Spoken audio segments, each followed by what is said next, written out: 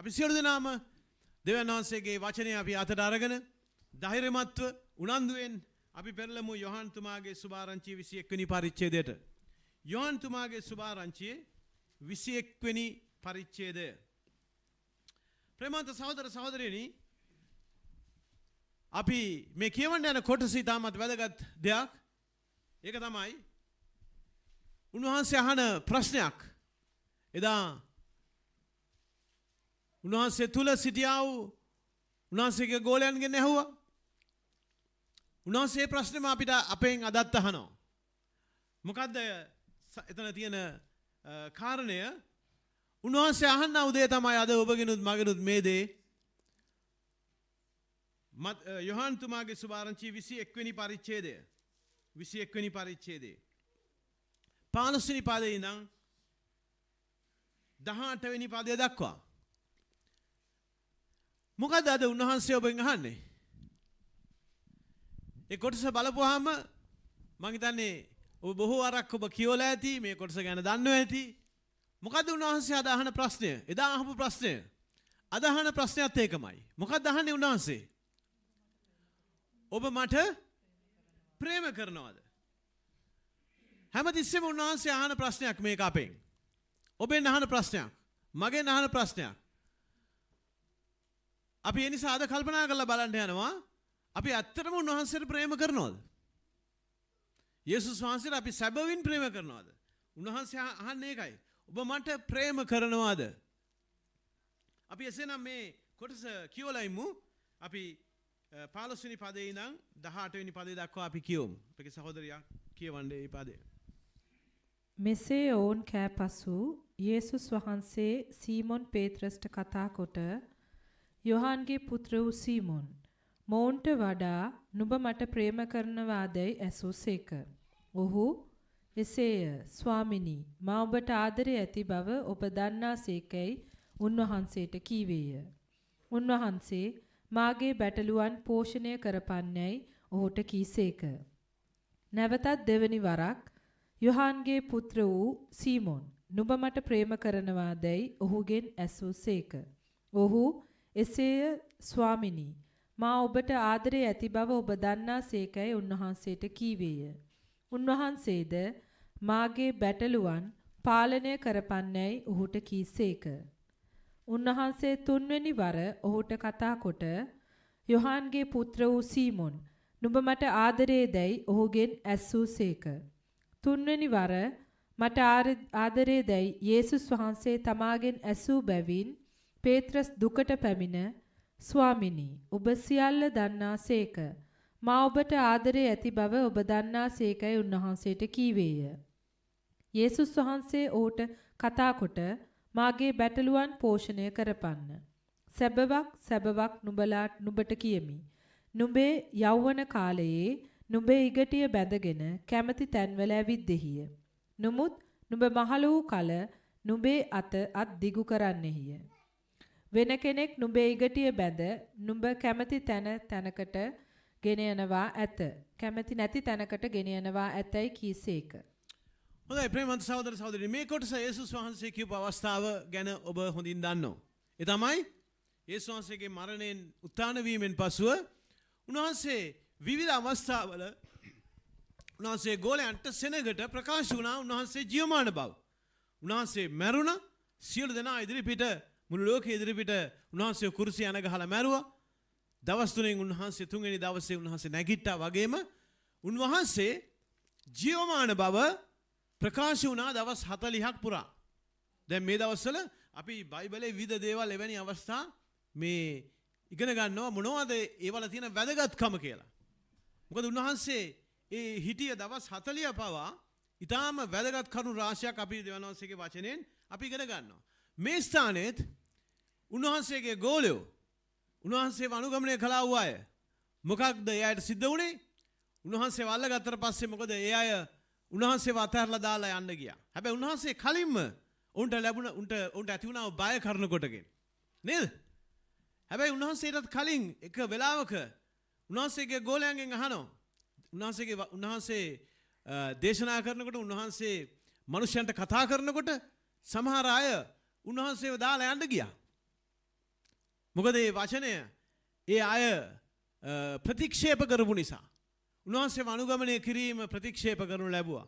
මොකද මේ මාංශය කියන එක මනුෂ්‍යයාගේ කැමැත්ත හැම විටම දෙවියන් වහන්සේගේ කැමැත්තට දෙවියන් වහන්සේගේ ගමනට එහෙම නැත්නම් යේසුස් වහන්සේ අපට ආරාධනා කරනවා ගමනට බාධා කරනවා.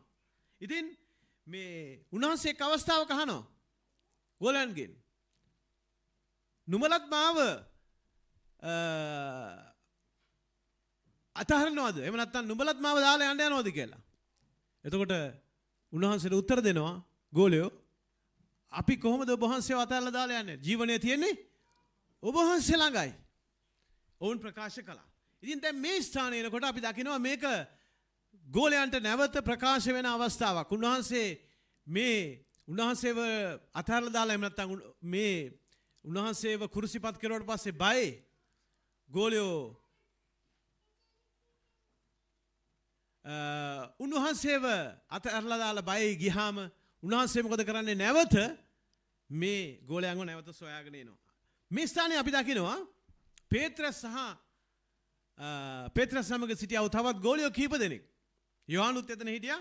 නමුත් ඔහුගේ නම සඳහන් කරන්නේ ඔහුත් එතන සිටිනවා. උන්වහන්සේ එනවා මේ ස්ථානයේ. අපි ඊට උඩින් කොටස කිව්වොත් අපි දකිනවා ගෝලියෝ මාළු අල්ලන්න යනවා. සීමන් මොකද කියන්නේ? පේත්‍රස් මොකද කියන්නේ? මම යනවා නැවත මගේ පරණ රස්සාවට.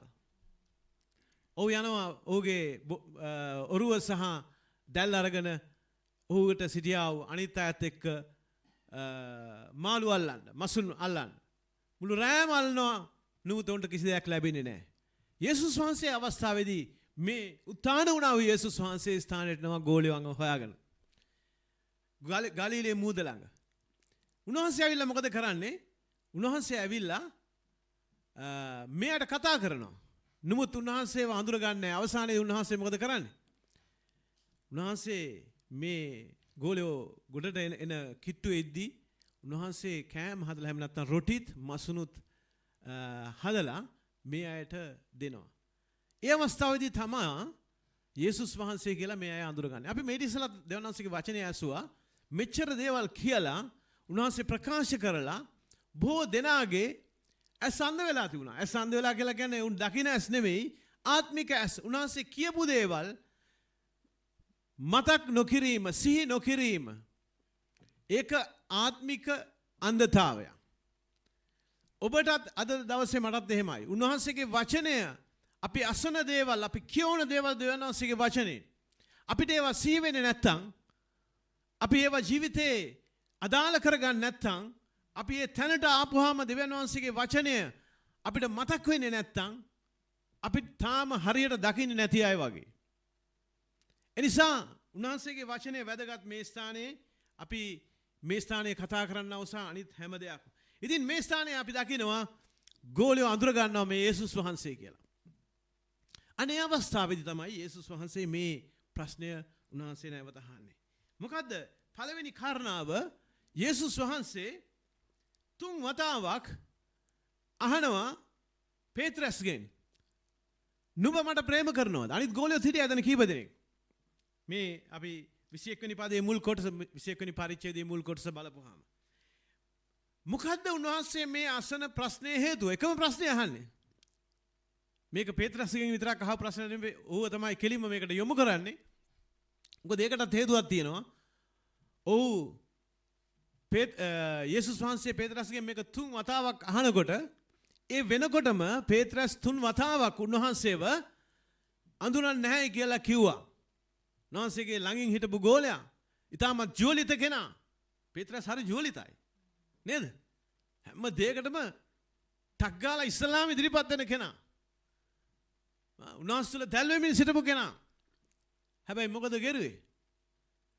උන්වහන්සේව අල්ලගත්තට පස්සේ 3 වතාවක් යේසුස් වහන්සේ කිව්වා අද රාත්‍රියේ කුකුලා හඬලන්න ප්‍රථම, එහෙම නැත්නම් උදෑසන කුකුලා හඬලන්න ප්‍රථම නුඹ මාව 3 වතාවක් අඳුරන්නේ නැහැයි කියලා කියනවා. ඔහුට ඒක කියපුවාම පුදුම හිතුණා. මොකද ඔහු ඊට ටිකට ඉස්සලා කිව්වේ ස්වාමිනී මම ඔබ වහන්සේ සමග හිරගෙට වුණත් මරණයට වුණත් මම යන්න කැමතියි. හැබැයි එතකොට උන්වහන්සේ කිව්වා ඔහු කරන්න යන දේ ගැන. නමුත් මම ඔබට කියනවා අද රාත්‍රියේ කුකුලා අහන්න ප්‍රථම නුඹ මට තුන් වතාවක් නුඹ මාව අඳුරන්නේ නැහැ කියලා කියනවා. ඒ ආකාරයෙන්ම සිද්ධ වුණා. ඉතින් මේ හේතුව වෙන්න පුළුවන් යේසුස් වහන්සේ නැවත පේත්‍රස්ගෙන්ම මේක අහනවා තුන් වතාවක්. නුඹ මට ආදරය කරනවද? නුඹ මට ආදරය කරනවද? නුඹ මට ආදරය කරනවද කියලා තුන් වතාවක් උන්වහන්සේ පේත්‍රස්ගෙන් අහනවා. මේ අවස්ථාවේදී එකට පේත්‍රස්ව තමයි යොමු කරන්නේ. උන්වහන්සේගේ ප්‍රශ්නේ අසනු ලබන්නේ උන්වහන්සේ අහන්නේ පේත්‍රස්ගෙන්. ඉතින් මෙතනදී උන්වහන්සේ අහන ප්‍රශ්නය වරද තැබීමක් කරන කොටගෙන නෙවෙයි. උන්වහන්සේට කියන්න තිබුණා ඇවිල්ලා පේත්‍රස් නුඹ මාව පාවා දුන්නා නේද? යූදාස් නම් එකපාරක් පාවා දුන්නා මාව නුඹ තුන් වතාවක් පාවා දුන්නා. තුන් වතාවක් නැහැ කියලා කිව්වා මම අඳුරන්නේ නැහැ කිව්වා. උන්වහන්සේ මෙතන යම්කිසි ආකාරයක මේ වරද තැබීමක් එහෙම නැත්නම් උට දෝෂාරෝපණයක් කරන්න නෙමෙයි උන්වහන්සේ ආවේ. අදත් ඒ වගේ තමයි උන්වහන්සේ. උන්වහන්සේ ඔබෙනුත් මගෙනුත් අහන්නේ උන්වහන්සේට ප්‍රේම කරනවද කියලා. උන්වහන්සේ අපට දොස් තැබීමේ අරමුණේ නෙමෙයි. උන්වහන්සේට අවශ්‍යයි අපිව නැවත පිහිටවන්න. නැවත පළමු ප්‍රේමයට ගෙනෙන්න උන්වහන්සේ තුල. උන්වහන්සේට සැබවින්ම ප්‍රේම කරනවද කියන ප්‍රශ්නේ අද අපි අහනකොට ඒක පෞද්ගලිකව ලබා ගන්න ඕනේ මම. වටපිටාව බලලා පරිසරය දිහා බලලා ලෝකේ දිහා බලලා මගේ පවුල තියෙන තත්ත්වය දිහා බලලා නෙමෙයි. උන්වහන්සේ අහන්නේ පෞද්ගලිකව මේ දේ. ඒකයි මේ ප්‍රශ්නය පේත්‍රස්ගෙන් ඇහුවේ. ඔබ පෞද්ගලිකව යේසුස් වහන්සේට ප්‍රේම කරනවාද? යේසුස් වහන්සේ ඔබ උදෙසා මා උදෙසා කළා වූ දේ ගැන සිහි කරනකොට අපගේ පාපයට කමාව දෙන්න උන්වහන්සේ කුරුසිය පිට උන්වහන්සේ සිදු කළා වූ දේ ගැන සිහි කරනකොට අපි මොනවද උන්වහන්සේගේ ප්‍රේමය වෙනුවෙන් කරන්නේ? අපි මොනවද උන්වහන්සේට නැවත ප්‍රතිප්‍රේමය දක්වන්නේ? ඔබ ඒ විදිහට ක්‍රියා කරනවද ඔබගේ ජීවිතයේ? ඔබගේ පාපයට කමාව ලැබුණා වූ පාපයට කමාව අත්දැක්කා වූ කෙනෙක් හැටියට ඔබගේ ජීවිතයේ ඔබ ගමන් කරනවද? ඔබගේ පෞද්ගලික ජීවිතයේ ඔබගේ නිවසේ ඔබගේ පවුල සමග ඔබ ඒ විදිහටද ක්‍රියා කරන්නේ? එහෙනම් යේසුස් වහන්සේ අහන්නේ මේකයි මේ ප්‍රශ්නේ අද අපගේ. ඒක එතනින් එහාට යන්න ඕනේ. අනිත් අය මං කියන්නේ අපේ පවුල තුල විතරක් නෙමෙයි. ඒක සභාව තුල, ඒක සමාජය තුල හැම තැනකටම ඒක ගමන් කරන උන්වහන්සේගේ ප්‍රේමය. ඉතින් ඒ නිසා උන්වහන්සේට අවශ්‍ය උනේ මෙතන උන්වහන්සේ ගෝලයන්ව නැවත නගා සිටවන්න, නැවත ගොඩනගා ගන්න ඒ අයව. මොකද ඒ අයගේ හදවත්වල ගොඩක් දේවල් තිබුණා. මේ වෙනකොටත් අපගේ හදවත්වල මොනවද තිබෙන්නේ? ඉතින් උන්වහන්සේ ප්‍රේම කරනවද කියන එක අහන්න මේ ප්‍රශ්නය අපි ඒකට අද දවසේ උත්තර සපයනකොට අපි එකිනෙකාගේ ජීවිත තුළ අපගේ හදවත් තුළ අපිටම උත්තර දෙනකොට ඒක උන්වහන්සේට අපි අද කියා සිටනකොට කල්පනා කරලා බලමු අපේ ප්‍රේමය එහෙම නැත්නම් අපි උන්වහන්සේට දක්වනා ප්‍රේමය කොයි වගේද තියෙන්න ඕනේ කියලා. මේ දෙවෙනි කාරණාව අපි එනවා උන්වහන්සේගේ ප්‍රේමය. ඒක ගැඹුරු ප්‍රේමයක් උන්වහන්සේ ඔබට මට දැක්ුවේ. සියලු මනුෂ්‍යයන්ට දක්වන්නේ. අදත් උන්වහන්සේ සියලු දෙනාට දක්වන්නේ උන්වහන්සේ ඉතා ගැඹුරු ප්‍රේමයක්.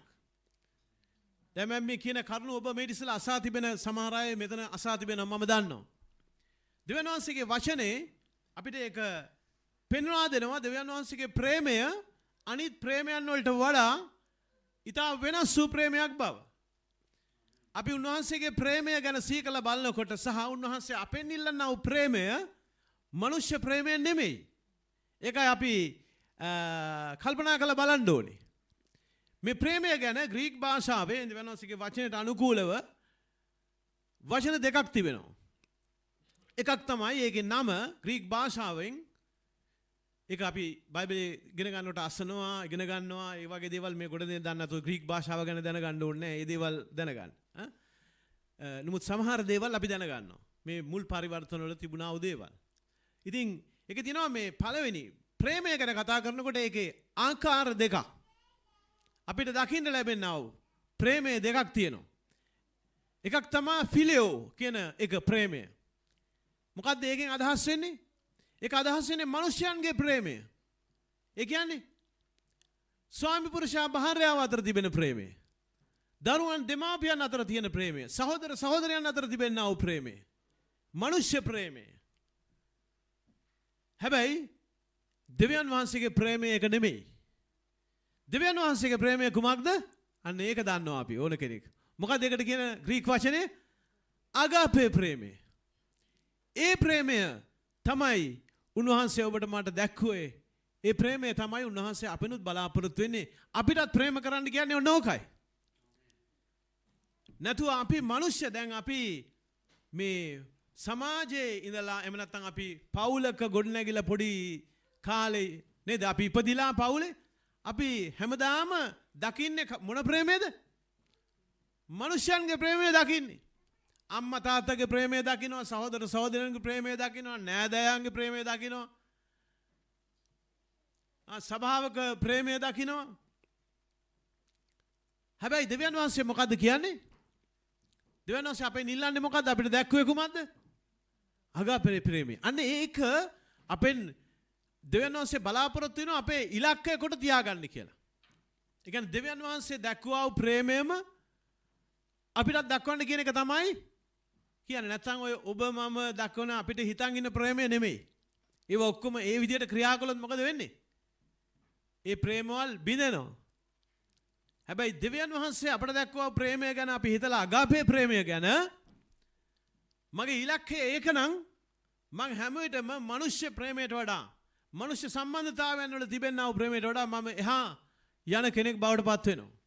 ඉතින් ඒ නිසා මේ උන්වහන්සේ ඉල්ලනවා උන්වහන්සේ අප උදෙසා දැක්වුවා වූ ප්‍රේමය කැප කරන ලද උන්වහන්සේ ඒක ඉෂ්ට කරන කෙරුවා. උන්වහන්සේ මනුෂ්‍යයාට මනුෂ්‍යයා වෙනුවෙන් මේ ප්‍රේමය දැක්වුවා. ඒක වෙනස් වෙන්නේ නැහැ. ඒක වෙනස් වෙන කාලය උන්වහන්සේගේ ඉවසීමේ වෙනස් වෙන කාලය අපිට හිතන්න පුළුවන් කොයි කාලේ වගේ කියලාද? අනුග්‍රහයේ කාලයේ අවසානයේදී. නේද? අපි සෑම දෙයක්ම අද කරන්නේ මේ අනුග්‍රහයේ කාලේ අපි ජීවත් වෙන නිසා. දන්නව නේද? අනුග්‍රහයේ කාලය. ඕනෑම වෙලාවක අපිට නිවැරදි කරගන්න දෙවියන් වහන්සේ දීලා තිබෙනා අවස්ථාව. යේසුස් වහන්සේගේ පැමිණීම දක්වාම මේ අනුග්‍රහයේ කාලය තිබෙනවා. ඒ කාලය තමයි අපි ප්‍රයෝජනයට ගන්න ඕනේ අවස්ථාව තියෙන්නේ දැන්. බලන් ඉන්න එපා හෙට. බලන් ඉන්න එපා තව සුමානකින්. මොකද හේතුව? ඒට ඉස්සෙල්ලා අනුග්‍රහයේ කාලය අවසන් වෙන්න පුළුවන්. ඉතින් උන්වහන්සේගේ ප්‍රේමය, යාගාපේ ප්‍රේමය අපිට තියෙනවා සියලු අපිට තරන්නේ මේ සියලු මනුෂ්‍යයන් කෙරෙහි උන්වහන්සේගේ ප්‍රේමය තබා තිබෙනවා. ඒ නිසා ඒක කොන්දේසි විරහිත ප්‍රේමයක්. කොන්දේසි දාලා මේ උන්වහන්සේ අපිට ප්‍රේම කරන්නේ. අපේ ප්‍රේමය කොයිද කොන්දේසිද? මොකක් හරි කාරණාවක් තබාගෙන තියනවද මගේ ප්‍රේමය? එහෙම නැත්නම් යම් සිද්ධියක් මගේ ජීවිතේ මම මුණ දුන්නාම යම් සිද්ධියක් උඩ යම් වචනයක් උඩ යම් හැසිරීමක් උඩ ඕනෑම දෙයක් උඩ මගේ ප්‍රේමය තබාගෙන තිබෙනවද? එහෙනම් අපේ තාම තිබෙන්නේ මනුෂ්‍ය ප්‍රේමය. මනුෂ්‍ය මට්ටමින් කල්පනා කරන්නේ. ඒ නිසා දෙවියන් වහන්සේගේ කොන්දේසි විරහිත ප්‍රේමය දෙවියන් වහන්සේ බලාපොරොත්තු වෙනවා. අන්න ඒක සඳහා තමයි මේ උන්වහන්සේ නැවත ගොඩනගන්න. නැවත නගා සිටවන්න මේ ගෝලයන්. යේසුස් වහන්සේ ක්‍රියා කරනු ලැබුවේ උන්වහන්සේ මේ ප්‍රශ්නය අසන්නේ. යේසුස් වහන්සේගේ ඉල්ලීම කුමක්ද? මොකද්ද මෙතන සඳහන් කරන්නේ මේ පදේ? පළවෙනියෙන්ම 15 වෙනි පදේ උන්වහන්සේ අහනකොට පේත්‍රස් සීමොන්ගේ යොහන්ගේ පුත්‍ර වූ සීමොන් දැන් තවත් ස්ථානවල තියෙනවා මේ කොටස බයිබලයේ සුභාරංචි පොත්වල සඳහන් වෙලා එතන සඳහන් වෙනවා බාර් යෝනා කියලා. මේ යෝනා යොහන් කියන්නේ එකම නමයි. බාර් කියලා කියන්නේ ඒක අර මේ ඒ පරිවර්තනය නොකර ඒ විදිහටම ලියලා තිනවා. ඒ කියන්නේ පුත්‍රයා කියන එක. බාර් යෝනා යොහන්ගේ පුත්‍රයා කියන අදහස. අපි ඒක දන්නවා. ඉතින් මේ ස්ථානයේ අහනවා යොහන්ගේ පුත්‍ර වූ සීමොන්. ඒ කියන්නේ දැන් ඒ වෙනකොට සමහර වෙලාවට තවත් සීමෝන්ලා ඉන්න ඇති ඔතන. හිටිය වෙන්නත් පුළුවන් නැති වෙන්න පුළුවන්. නමුත් උන්වහන්සේ මේක කෙලින්ම යොමු කරනවා පේත්‍රස්ටම. ඒ කියන්නේ නිශ්චිත වශයෙන් උන්වහන්සේ කියනවා. ඒ කාලේ විවිධ නම් තියන අය හිටියා. හැබැයි උන්වහන්සේ එතනොත් අර්ථවත් කරනවා. උන්වහන්සේ මේ සොයාගෙන ආවර වැටුණ මිනිසයා, ඈත් වුණා මිනිසයා. උන්වහන්සේගේ සියලු දේවල් අත්දැකලා උන්වහන්සේගේ ප්‍රේමයෙන් අයින් වුණා වූ කෙනාට උන්වහන්සේ යොමු කරනවා මේ ප්‍රශ්නය. යෝහන්ගේ පුත්‍රෝ සීමොන්, මේ අයට වඩා නුඹ මට ප්‍රේම කරනවාද? අර මේ අයට වඩා කියලා කියපුවාමත් අපිට එතනින් තේරෙනවා උන්වහන්සේ සොයන ප්‍රේමය මනුෂ්‍ය ප්‍රේමයට වඩා ගැඹුරු ප්‍රේමයක් යේසුස් වහන්සේ ඉල්ලන්නේ. උන්වහන්සේට අවශ්‍යයි මේ උන්වහන්සේගේ ප්‍රේමය වෙතට අපගේ ස්වභාවයත් ලං කරන්න. එසේ ස්වාමිනී ඔහු උත්තර දෙනවා. මා ඔබට ආදරේ බව ඔබ දන්නාසේකයි උන්වහන්සේට කීවේය. මොකද උන්වහන්සේ කියන්නේ? මාගේ බැටළුවන් උන්වහන්සේද මාගේ බැටළුවන් පෝෂණය කරන්නයි ඔහුට කීසේක. ඔහු කියපුවාම යේසුස් වහන්සේට මම ඔබ වහන්සේට ප්‍රේම කරනවායි කියලා, ස්වාමිනී මා ඔබට ආදරේ බව ඔබ වහන්සේ දන්නවා කියලා උන්වහන්සේට උට දුන්නා උත්තරේ මොකද්ද? මාගේ බැටළුවන් පෝෂණය කරන්න. ඒ කියන්නේ ඔබ ඒ අයව පෝෂණය කරන්න. ඒක තමයි මට දක්වන්නා වූ ප්‍රේමය. නැවතත් උන්වහන්සේ 16 වෙනි පදයේ යෝහන්ගේ පුත්‍රෝ සීමොන් නුඹ මට ප්‍රේම කරනවාද? ඔහුගේ නැසූසේක. දැන් ඔහු උත්තර දුන්නා. නමුත් ආයෙ උන්වහන්සේ ආනවා. යෝහන්ගේ පුත්‍රෝ සීමොන් නුඹ මට ප්‍රේම කරනවාද? දෙවෙනි උත්තරෙත් ඔහු දෙන්නේ මොකද්ද? එසේය ස්වාමිනී මා ඔබට ආදරේ ඇති බව ඔබ දන්නාසේකයි උන්වහන්සේට කීවේ. දෙවෙනි පාරත් ඔහු ඒ උත්තරේම දුන්නා. ස්වාමිනී ඔබ වහන්සේට ආදරේ බව ඔබ වහන්සේ දන්නවා. මම ඔබ වහන්සේට ආදරේ බව ඔබ වහන්සේ දන්නවා කියන උත්තරේ ඔහු කිව්වා. තුන්වෙනි වතාව. දෙවෙනි වතාවේ උන්වහන්සේ මොකද්ද කියන්නේ? මට ආදරේ තියෙනවා නම් එහෙනම් ඔබ මොකද්ද කරන්න ඕනේ? මාගේ බැටළුවන් පාලනය කරපන්. මාගේ බැටළුවන් රැකගන්න. රක්ෂා කරන්න. ප්‍රවේශම් කරගන්න. පාලනය කරගන්නවා කියන එකේ අර්ථය තියෙන එකයි. සමහර ඒවල තියෙනවා ආරක්ෂා කරගන්න, රැකගන්න කියන එක. උන්වහන්සේ තුන්වෙනි වර මේක උන්වහන්සේ නුඹට ආදරේද නුඹට ආදරේද නුඹට ආදරේද කියලා තුන් වතාවක් ඇහුවා නෙමෙයි, අවස්ථා තුනකදීම අහනවා. උන්වහන්සේ තුන්වෙනි වර ඔහුට කතා කොට යෝහන්ගේ පුත්‍රෝ සීමොන් නුඹ මට ආදරේදයි ඔහුගේ නැසූසේක. තුන්වෙනි වර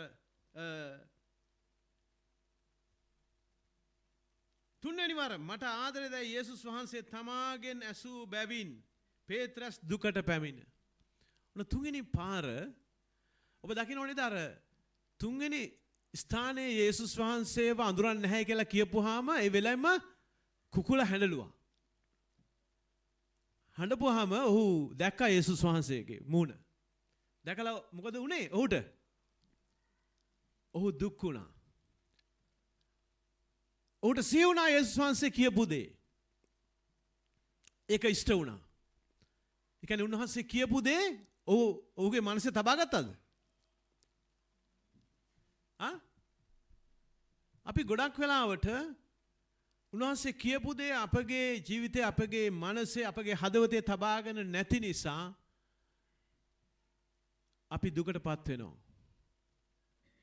අපි උන්වහන්සේට විරුද්ධව උන්වහන්සේ එපා කියපු දේ කරනවා.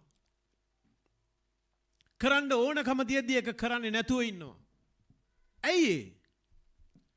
උන්වහන්සේ කියපු දේ, උන්වහන්සේගේ වචනෙන් අපි අසපු දේ, කියවපු දේ අපි සිතේ තබා ගන්නේ නැහැ. සිතේ තබා ගන්න නැතුව අපි ගොඩක් දේවල් අපි යනවා කරන්න. හැබැයි උන්වහන්සේ කියපු දේ අපි යම් දෙයකට මූණ දෙනකොට උන්වහන්සේ කියපු දේ අපි සිහි වෙනවා නම්, සුදාත්මයන් වහන්සේ ඔබට මතක් කර දෙනවා නම්, අන්න අපිට ඒක කරන්න බැරි වෙන්න අපිට තීරණයක් ගන්න පුළුවන්.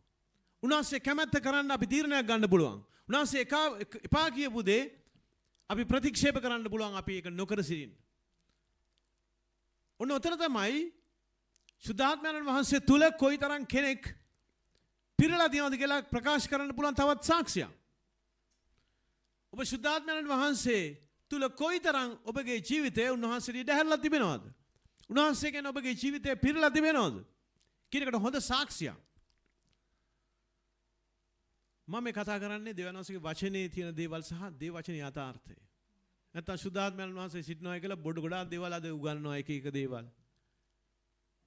එනිසා මේ ස්ථානයේ උන්වහන්සේ තුන්වෙනි වතාවේ අහනකොට ඔහු දුකටපත් වෙනවා. ඔහුට සිහි වෙනවා අර ස්ථානයේ වගේ.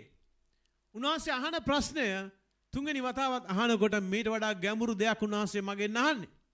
මේ නිකන් මං ඔබ වහන්සේට නිකන් ආදරය කියන වචන වලට සීමා වුණු දෙයක් ගැන නෙමෙයි උන්වහන්සේ අහන්නේ කියන එක පේත්‍රස්ට මතක් වෙනවා. මතක් වෙලා ඔහු දෙන්න උත්තරේ මොකක්ද දෙන උත්තරේ? ස්වාමිනී ඔබ සියල්ල දන්නාසේක. අන්න ඒකයි. අන්න එතන තියෙනවා වැදගත් දෙයක්. අන්න එතන තියෙනවා ඔව් දැන් තේරුම් ගත්ත දේ. ස්වාමිනී ඔබ වහන්සේ දන්නවා. ඔබ වහන්සේට සිත් තේරෙනවා. ඔබ වහන්සේ කියපු දේ මම තේරුම් ගත්තා. මොකද්ද? ඔබ සියල්ල දන්නවා. කියන උත්තරේ ඔහු දෙනවා. තුන්වෙනි වතාවේ උන්වහන්සේගේ පිළිතුර නැවතත් උන්වහන්සේ කියනවා මාගේ බැටළුවන් පෝෂණය කරපන්. උන්වහන්සේ කියනවා පළවෙනියෙන්ම කියනවා මාගේ බැටළුවන් පෝෂණය කරන්න. දෙවෙනි වතාවේ කියනවා ඒ අයව පාලනය කරන්න, එහෙම නැත්නම් ඒ අයව රැකගන්න, ඒ අයව බලා ගන්න, ඒ අයට ප්‍රේම කරන්න සහ නැවත කියනවා තුන්වෙනි අවස්ථාවේදීත් ඔවුන් පෝෂණය කරන්න. පෝෂණය කරන්න. මොකද හේතුව? ඇයි පෝෂණය වෙන්න ඕනේ? ඇයි උන්වහන්සේගේ බැටළුවන් උන්වහන්සේගේ රැළ පෝෂණය වෙන්න ඕනේ? උන්වහන්සේගේ සභාව පෝෂණය වෙන්න ඕනේ ඇයි? ඒ අය වර්ධනය වෙන පිණිස. මොකක් සඳහා වර්ධනය වෙන්න ඕනද කියලා දෙවියන් වහන්සේගේ වචනය කියන්නේ? උන්වහන්සේගේ ප්‍රේමේ උස පළල ගැඹුර දැනගන්න. නේද? ඒකට නේද? ඒකටයි වර්ධනය වෙන්න ඕනේ. එකක් අපි උන්වහන්සේගේ ප්‍රේමයට වර්ධනය වෙන්න ඕනේ. දැන් මේකට බාධා තියෙනවා අපේ ජීවිතේට යක්ෂ බාධා ගේනවා. මේව ගැන ක්‍රියා කරන්න. දැන් අද දවසේ ඔබගේ හදවත කොහොමද උන්වහන්සේගේ ප්‍රේමය? ඔබ අනිත් අයට දක්වන්නේ මනුෂ්‍ය ප්‍රේමයේද? ෆිලියෝද එහෙම නැත්නම් අගාපේද? ඔබගේ මං කියන්නේ ඔබගේ අරමුණ ඔබගේ සහෝදර සහෝදරයන්ට, ඔබගේ භාර්යාවට, ඔබගේ ස්වාමි පුරුෂයාට, ඔබගේ දරුවන් ගැන අපි එකිනෙකා ගැන ඉවසන්න ඕනේ.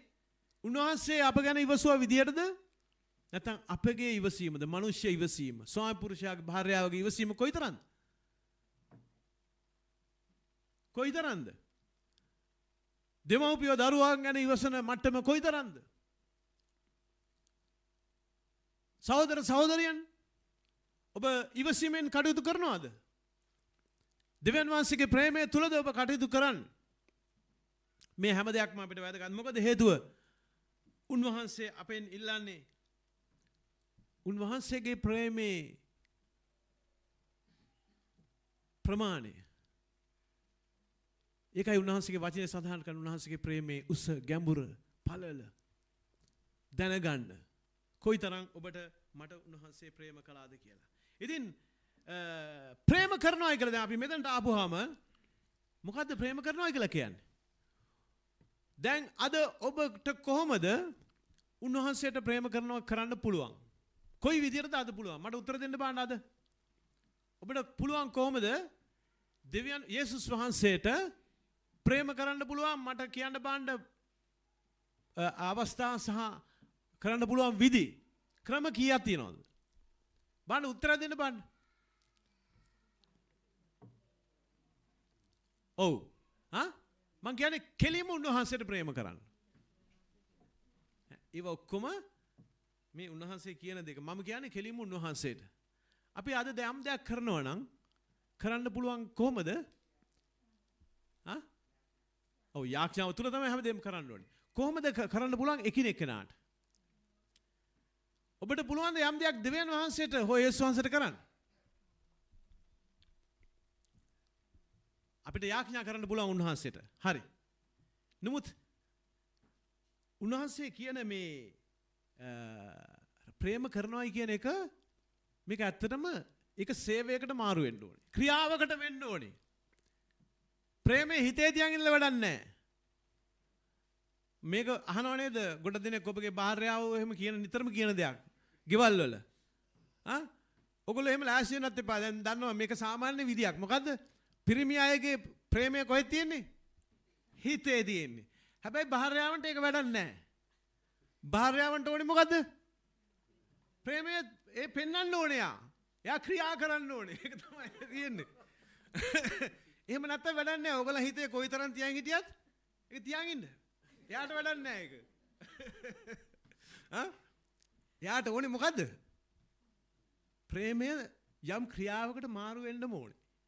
දැන් පිරිමි අයට ඔක අඩුයි. පිරිමි අයට හැබැයි එහෙම කියන්නත් බෑ. මොකද එයා එනකොට කැම්පියම හදලා දෙනවා. ඔක්කොම වෙනුවෙන් ගොඩක් දේවල් කරනවා. දරුවෝ වෙනුවෙන් වැඩ කටයුතු කරනවා.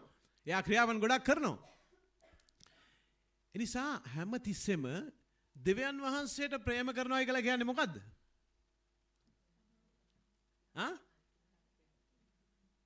මේ ප්‍රේමය යම් ක්‍රියාවකට මාරු වෙලා ඒක අනිත් අයට යන්න ඕනේ. නැත්තම් මං දෙවියන් වහන්සේට ප්‍රේම කරනවා කියුවාට උන්වහන්සේ බලාපොරොත්තු වෙන්නේ නැහැ. පේත්‍රස් මේ වෙනකොට පසුතැවිලි වෙලා තිබුණා. හැබැයි දැන් උන්වහන්සේ යේසුස් වහන්සේට අවශ්‍යයි මෙතනින් එහාට මේ වැඩුණු මිනිස්සයා මේ මාව අඳුරන්නේ නැහැ කියලා 3 පාරක් කියලා බය හැංගිලා හිටව මිනිස්සයා පසුතැවිලි වුණා ඔහු. ඔහු කිව්වා ස්වාමීනි මට සමා වෙන්න. මම මගේ ස්වාමින් වහන්සේව පාවා දුන්නා කියලා ඔහුට හැඟුණා. ඔහු පසුතැවිලි වුණා. හැබැයි දැන් උන්වහන්සේට අවශ්‍යයි ඔහුට නැවත මේ දේ දැනෙන්න සලස්වන්න. ඒක තමයි අද අපිටත් අවශ්‍ය. අපිට උන්වහන්සේ කියන්නේ මේ දේ තමයි. මොකද්ද කියන්නේ? ඔබ මට ප්‍රේම කරනවා නම් ඒක ක්‍රියාවකට මාරු වෙන්න ඕනේ. ඒක කරන්න ඕනේ. කාටද? අනිත් අයට. ඔබ අනිත් අයට ඔබ සේවය කරන්නේ නැත්තම්, ඔබ අනිත් අයව පෝෂණය කරන කෙනෙක් නෙමෙයි නම්, අනිත් අයව රැකගන්න කෙනෙක් නෙමෙයි නම්, අනිත් අයව බලා ගන්න කෙනෙක් නෙමෙයි නම්, ආය අනිත් අයව පෝෂණය කරන කෙනෙක් නෙමෙයි නම් උන්වහන්සේගේ ප්‍රේමය ඔබ තුල නැහැ. යේසුස් වහන්සේ දෙවියන් වහන්සේ අහනවා කායින්ගෙන් ප්‍රශ්නයක්. කෝ නුඹේ සහෝදරයා? එවනකොට ඔහු මොකද කරලා තිබුණේ? සහෝදරයා මරලා ඉවරයි. ශාරීරිකව මරලා ඉවරයි. ආත්මිකව නෙමෙයි. ශාරීරිකව තමාගේ සහෝදරයාට ඊර්ෂ්‍යා වෙලා ඔහුගේ දෙවියන් වහන්සේ පිළිගත් නිසා මොකද කරුවේ? ඔහු තමාගේ සහෝදරයා මැරුවා, ආබෙල් මැරුවා. දෙවියන් වහන්සේ අහන ප්‍රශ්නයක් කායින්ගෙන්. කෝ නුඹේ සහෝදරයා?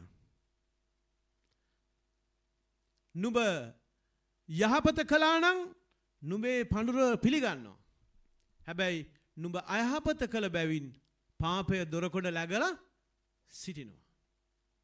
නුඹ යහපත කළ අවස්ථාවේදී දෙවියන් වහන්සේ ඒක පිළිගන්නවා. කාටද යහපත කරන්න ඕනේ? තමාගේ සහෝදරයා. ඒ අවස්ථාවේදී දෙවියන් වහන්සේට තමා පඬුරක් ගෙනාවේ. හැබැයි තමාගේ සහෝදරයා කෙරෙහි ඊර්ෂ්‍යා වුණා. ආබෙල්ගේ පඬුර දෙවියන් වහන්සේ පිළිගත්තා. ඔහුගේ හදවත හොඳ නිසා. හැබැයි කායින්ගේ පඬුර පිළිගත්තේ නැහැ. කායින්ගේ හදවත හරියට තිබුණේ නැති නිසා. දෙවියන් වහන්සේ මේ ස්ථානයේ යේසුස් වහන්සේ අහනවා මේ ප්‍රශ්නේ. තුන්වෙනි වතාවේ අහලා මොකද්ද මෙතන සඳහන් කරන්නේ? උන්වහන්සේ ඉල්ලන්නේ මොකද්ද? ඒකට සේවය කරන්න. ඔහුට තිබුණා ඔව් වැඩිමාල් සහෝදරයා තමන්ගේ බාල සහෝදරයා බලා ගන්න ඕනකම තිබුණා නියම විදියට. රැක ගන්න ඕනේ. ඔව් පෝෂණය කරන්න ඕනේ. හැබැයි ඔහු මරලා දැම්මා. ඔහු ශාපලක් දෙකුණ අවසානයේදී කායින්. අතරම දෙවියන් වහන්සේ කායින්ට ශාප කෙරුවේ නැහැ. හැබැයි පොළොවට ශාප කෙරුවේ. දෙවියන් වහන්සේ එහෙම කෙරුවේ නැහැ. දෙවියන් වහන්සේ එතනදිත් ඔහු කරේ ඉවසලා. හැබැයි පොළොවට ශාප කෙරුවා. නුඹ නිසා පොළොවෙන් දෙවියන් වහන්සේ මුලින් නියම කරපු ආකාරයට ඵල හටගන්නේ නැහැ. නුඹට බොහෝ දාඩිය මහන්සියෙන් වැඩ කරන්න සිද්ධ වෙනවා. නුඹ ස්ථානයෙන් ස්ථානයට පලා යන්නෙක් වෙනවා කියලා දෙවියන් වහන්සේ කිව්වා. ඉතින් අපි නැවත මේ ස්ථානයට ආවොත් දෙවියන් වහන්සේ මොකද්ද ඉල්ලන්නේ පේත්‍රස්ගෙන්? ඒක තමයි අපෙනුත් ඉල්ලන්නේ අද උන්වහන්සේ. ඔබෙන් මගෙන් මොකද්ද උන්වහන්සේ ඉල්ලන්නේ?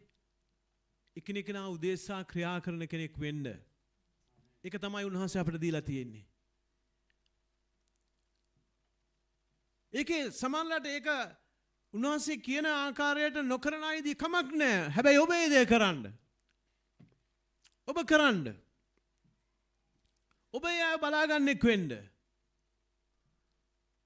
ඔබ ඒ අයව රැකගන්න කෙනෙක් වෙන්න. ඒ අය පෝෂණය කරන කෙනෙක් වෙන්න. හැමතිස්සෙම අපි දෙවියන් වහන්සේගේ වචනේ සඳහන් කරනවා අපි කතා කරනකොට පවා එකිනෙකා වර්ධනය වෙන දේවල් පමණක් කතා කරන්න. වැටෙන කඩා වැටෙන විවේචනය කරන්න අද ගොඩක් විවේචනයට ඉන්නවා නේද? ග්‍රවුන්ඩ් එකකට ගියොත් කාර්යය කී දෙනෙක් සෙල්ලම් කරනවද? තමන්ගේ කණ්ඩායමේ 12 දෙනෙක් සෙල්ලම් කරනවා පිටියේ. නමුත් ප්‍රේක්ෂකයෝ අද ක්‍රීඩාගාරයේ මෙහා වෙලා වැරදුනොත් මොකද වෙන්නේ? ඒගොල්ලෝ ක්‍රිකට් විශේෂඥයෝ වගේ කියන අය මෙහෙමනේ කරන්න තිබුණේ. අද අපිට ඉගෙන ගන්න ගොඩක් දේවල් තියෙනවා. අපි පසුගිය සතියේත් අපි සිකුරාදා බැලුවා. දෙවනසිගේ වචනේ. ගොයම බොහෝයි මේකරු ස්වල්ප දෙනයි. එනිසා ගොයමේ ගොයම් කපන්න ඒවා එකතු කරන්න. ගොයම් වැඩකාරයන් එවන්න පියාණන් වහන්සේට යාඥා කරන්න කියලා යේසුස් වහන්සේ කිව්වා. ඉතින් ප්‍රේමන්ත සහෝදර සහෝදරියනි මේ අවස්ථාවේදී අපි දකිනවා අපිට කරන්න තියෙන ඒකයි. උන්වහන්සේ ඉල්ලන්නේ ඒකයි. ඒකයි මම කිව්වා අපිට යාඥා කරනවට ඇරෙන්න අපිට වෙනත් දෙයක් දෙවියන් වහන්සේට කරන්න දෙයක් නැහැ. හැම දෙයක්ම කරන්න උන්වහන්සේ තබලා තිබෙන්නේ එකිනෙක කෙනාට. හැබැයි උන්වහන්සේ යම් දෙයක් තියලා තිනවා උන්වහන්සේ නියෝජනය කරන. මොකද්ද? සභාව. සභාව. සභාවේ ඉන්න අය. ඔබ උන්වහන්සේට යම් දෙයක් දෙනවා නම් ඒක දෙන්න පුළුවන් සභාවටයි. ඔබ යම් දෙයක් කරනවා නම් ඔබ ඒක සභාවටයි කරන්න ඕනේ එකිනෙකාට කරන්න ඕනේ. මොකද ඒක දෙවියන් වහන්සේ පිළිගන්නවා. දෙවියන් වහන්සේ උන්වහන්සේට කළා වූ දෙයක් හැටියට උන්වහන්සේ පිළිගන්නවා. ඒ වගේම තමයි ඔබ නරකක් කෙරුවොත්. පාවුල්තුමා හැරෙන්න ඉස්සලා පාවුල්තුමාගෙන් අහනවා යේසුස් වහන්සේ මොකක්ද අහන්නේ? ක්‍රිස්තියානියාට පීඩා කරන්න ඔහු යනකොට ලියුම් අරගෙන අධිකාරීත්වය අරගෙන බලය අරගෙන යනකොට යේසුස් වහන්සේ මොකක්ද ඔහුගෙන් අහපු ප්‍රශ්නේ? නුඹ මට පීඩා කරන්නේ මක් නිසාද? සභාවට පීඩා කරන්නේ මක් නිසාද? එනිසා සභාව කියලා කියන්නේ අද සුළුපටු දෙයක් නෙමෙයි ප්‍රේමන්ත සහෝදර සහෝදරයනි ඒක මතක තියාගන්න. මොකද හේතුව? එඬේරා උන්වහන්සේ අයිතිකාරයා. ඔබ යම් දෙයක් එනුට කෙරුවොත් ඒක උන්වහන්සේට දැනෙනවා. ඒක උන්වහන්සේටයි කෙරුවේ. ඔබ කුඩා දෙයක් යහපත් දෙයක් කෙරුවොත් ඒක උන්වහන්සේ දකිනවා. උන්වහන්සේ කියනවා මාගේ නාමයෙන් නුඹලා වතුර වීදුරක් දුන්නත් ඒක මට කෙරුවේ. තවත් අවස්ථාවල උන්වහන්සේ කියනවා නුඹලා කෙනෙකුව බලන්න ගියා අසනීප කෙනෙකුව බලන්න ගියා කාවද බලන්න ගියේ? මාව බලන්න ගියේ. බලන්න ගියේ නැත්තම් කාවද බලන්න ගියේ නැත්තේ? උන්වහන්සේවයි. එනිසා මම ඔබට මේ කියන්න උත්සාහ කරන්නේ උන්වහන්සේට කරන්න පුළුවන් දේ අපි කරන්න ඕනේ කෙනෙක්ටයි. ඒකයි උන්වහන්සේ මේ ස්ථානයේ කියන්නේ. මේ අය පෝෂණය කරන්න. ඔබ පෝෂණය කරන කෙනෙක්ද? ඔබ බනා ගන්න කෙනෙක්ද? වැඩි දියුණු උදෙසා අනිත් අයගේ කටයුතු කරන කෙනෙක්ද? නැත්නම් අනිත් අයට කඩාකප්පල් කරන කෙනෙක්ද? වටන කෙනෙක්ද? එම කරන්න එපා. කිසි විටක මම විශ්වාස කරනවා කිසිම කෙනෙක් මෙහෙම නැතුව ඇති කියලා. මේ ස්ථානයේ නැතුව ඇති කියලා. මොකද හැම දෙයක්ම උන්වහන්සේගේ. ඔබ කෙරුවොත් කරන්නේ උන්වහන්සේටයි. යහපත් දේ කෙරුවත්. ඒ වගේම මතක තියාගන්න ඔබ අකටයුත්තක් කෙරුවොත් ඒකත් කරන්නේ උන්වහන්සේටයි. මොකද උන්වහන්සේ අයිතිකාරයා. උන්වහන්සේ තමයි අයිතිකාරයා. රැළේ ප්‍රධාන එඬේරාණන් ප්‍රකාශ වෙන දිනයක් තියෙනවා. ඒ නිසා මතක තියාගන්න. කියන කතා කරන දේ වැඩි දියුණු දෙන්න දේවල් කතා කරන්න. වර්ධනය වෙන දේවල් පමණක් කියන දෙවියන් වහන්සේගේ වචනේ පැහැදිලිව සඳහන් කරනවා. ඒකම තමයි ප්‍රේමය අතහැරීමේ අනතුරකුත් තියෙනවා නේද? එළිදරව් පොතේ සඳහන් කරනවා පළමු සභාව කියලා කියන්නේ සභා හතෙන් පළමු සභාව. එපිස සභාවට. මොකද්ද කියන්නේ උන්වහන්සේ? නුඹේ ඔක්කොම වැඩ කටයුතු හොඳයි. හැබැයි නුඹගේ පළමු ප්‍රේමය අතහැරියා. හතරවෙනි පදේ දෙවෙනි පරිච්ඡේදයේ හතරවෙනි පදේ. නුඹ පළමු ප්‍රේමය මට තිබුණා ප්‍රේමය නුඹ අතහැරියා. දැන් ඉස්සර වගේ උන්වහන්සේට ප්‍රේම කරන්නේ නැහැ කියන එක උන්වහන්සේ එපිස සභාවට කිව්වා. හැබැයි අනිත් ගොඩාක් දේවල් කරනවා. වචනය හොඳයි. ක්‍රියාවන් හොඳයි. අනිත් හැමදේම යහපත්. හැබැයි එක දෙයකින් අඩු වෙලා තිබුණේ. නැති වෙලා ගිහලා තිබුණේ. ඒක ඔක්කොන්ට වඩා වැදගත්. ඒක ප්‍රධාන කොට තිබෙන්න ඕන දෙයක්. ඒ නිසා උන්වහන්සේ මේ ස්ථානයේ අපි දකිනවා අපිට උන්වහන්සේගේ වචන අපිට කතා කරනවා. ඒ නිසා අපිට තියෙනවා සිහි කරලා බලන්න. හැම විටම මම කලින් වගේ උන්වහන්සේට ප්‍රේම කරනවාද? ඊට අපි වෙන්න ඕනේ එහෙම නැහැ. ඊට වඩා උන්වහන්සේට ප්‍රේම කරන්න. කලින් අපි වර්ධනය වෙනකොට අපි වෙන්න ඕනේ මොකද්ද? අපි කලින් හිටියට වඩා උන්වහන්සේට ප්‍රේම කරන්න. උන්වහන්සේගේ දේවල් ඊට වඩා අපි කරන්න ඕනේ. උන්වහන්සේගේ වචන ඊට වඩා අපි දැනගන්න ඕනේ. සහභාගීකම් වලට අපි යන්න ඕනේ. තියෙන දේවල් දෙවියන් වහන්සේ ඔබ උදෙසා කරලා තියෙන දේවල් සූදානම් කරලා තියෙන දේ ආත්මික දේ ඔබ ලබා ගන්න ඕනේ. ඒ නිසා මොකද්ද උන්වහන්සේ ස්ථානෙත් අපිට සඳහන් කරන්නේ? මේ එළිදරව් පොතේම තියෙනවා ඒ ටික.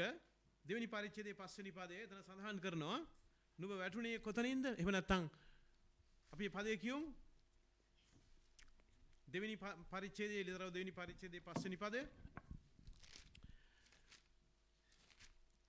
හතරවෙනි පදයේ පැහැදිලි ලෙස උන්වහන්සේ කියනවා නුඹේ පළමු ප්‍රේමය අත්හැරී යන කාරණය නුඹට විරුද්ධව මට ඇත්තේය. එබැවින් නුඹ වැටී සිටින්නේ කොතනින්දයි සිහිකොට පශ්චාත්තාප පළමු ක්‍රියාවන් කරපන්න. නැතකොත් මම නුඹ ළඟට ඇවිත් නුඹ පශ්චාත්තාප නොවෙනවා නම් නුඹේ පහන් රුක නුඹගේ සුවකේ ස්ථානයේ නහක් කරන්නෙමි. මොකද උන්වහන්සේ සඳහන් කරන්නේ? වැටී සිටින්නේ කොතනින්ද කියලා සිහි කරන්න. කොතනද ඒ වැටෙන්න පටන් ගත්තේ? අන්න ඒකයි සිහි කරන්න ඕනේ. මම කොතනින්ද උන්වහන්සේ තුල මම පටන් අරගෙන ආවා ගමනක්. හැබැයි යම් ස්ථානයක මම ඒ මාර්ගේ මම වෙනස් කෙරුවා. මගේ ජීවිතේ ආව යම් ස්ථානයක් ඒක වෙනස් කරන පරීක්ෂාවක් පැමුණුණා. මම ඒ මාර්ගය අන්න ඒ ස්ථානයේදී මම වෙනස් වුණා. මම වෙනත් අතකට ගමන් කරන්න පටන් ගත්තා. එහෙනම් උන්වහන්සේ මොකද්ද කියන්නේ? එබැවින් නුඹ වැඩි සිටින්නේ කොතනින්ද? වැඩි සිටින්නේ නෙවෙයි වැඩි සිටින්න පටන් ගත්තේ කොතනද? පටන් ගත්තේ කොහෙද? මොකද්ද ආපු කාරණය? ඒක සිහි කරන්න කියනවා. පශ්චාත්තාප වෙන්න ඊළඟට. පසුතැවිලි වෙනවද මොන හරි කාරණයක් ගැන ඔබ? නිකන් ඒක නැත්තම් අර අතීතයට බාර කරලා දීලාද යන්නේ? අපි ඒ ඉස්සරත් කතා කරලා තියෙනවා ඒ ගැන. කිසි දෙයක් අතීතයට වැළලී යන්න ඉඩ අරින්න එපා. එහෙම වැළලී ගියොත් ඒව දවසකදී උන්වහන්සේ නැවත ගොඩ ගන්නවා. හැබැයි ඒවා අපිම විසින් ගොඩ අරගෙන ඒවා පශ්චාත්තාප වෙලා ඒවා නිවැරදි කරගන්න ඕනේ. ඒක දෙවියන් වහන්සේගේ දරුවන්ට දීලා තිබෙනා වූ විශේෂ අනුග්‍රහයක් අපිට. අනුග්‍රහයේ කාලය තුල අපිට වැරදි නිවැරදි කරගන්න හරි තැනට පැමිණෙන්න දෙවියන් වහන්සේ හැම විටම අපිට අවස්ථාව දෙනවා. මේක ඔබට වැදගත් මට වැදගත්. අපි හැමෝම කළ යුත්තක්. නැතු ඔබ විතරක් කළ යුතු මම නොකළ යුතු දෙයක් නෙමෙයි. අපි හැමෝටම තිබෙනා වූ දෙයක්. ඒ නිසා පසුතැවිලි වෙන්න. ඒවා නිවැරදි කරන්න. සහ මෙතන සඳහන් කරනවා පළමු ක්‍රියා කරන්න. සීකොට පශ්චාත්තාපව පළමු ක්‍රියාවන් කරන්න. පළමු ක්‍රියාවන්. ඔබ කොයි විදිහටද හිටියේ? අර වැඩෙන්න ඉස්සෙල්ලා අර මාර්ගයේ වෙනස් වෙන්න ඉස්සෙල්ලා කොයි ආකාරද හිටියේ? අන්නේ ක්‍රියාවන් කරන්න පටන් ගන්න නැවත. හැබැයි ඕක උඩඟු අයට බෑ. ඕක සිත් දැඩි අයට බෑ.